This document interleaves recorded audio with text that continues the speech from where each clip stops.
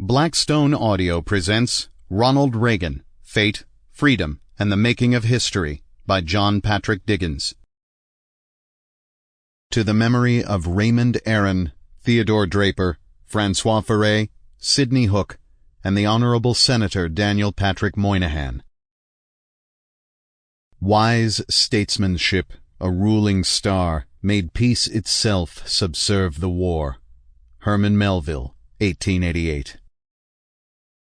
The rarest thing of all in men who have made history is greatness of soul. Jacob Burckhardt, 1852. Preface. Many Americans remember the death and funeral of Ronald Reagan more than his presidency, 1981 to 1989. During early June 2004, the country mourned his passing and praised his character, and people were reminded that Reagan had been ailing with Alzheimer's for almost a dozen years. 10 years earlier, in November 1994, he had announced the disease in a handwritten letter to "My Fellow Americans" that was reprinted upon his death.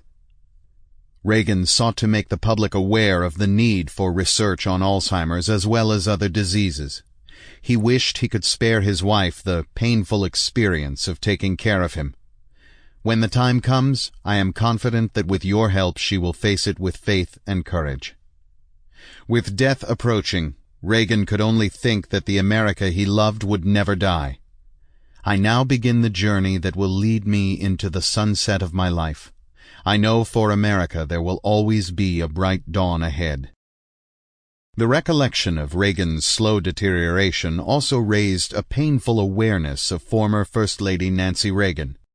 In her seclusion in Southern California, Mrs. Reagan remained heroically reticent, but eldest daughter Maureen, who succumbed to cancer in 2001, once told CNN's Judy Woodruff of home life during those trying years.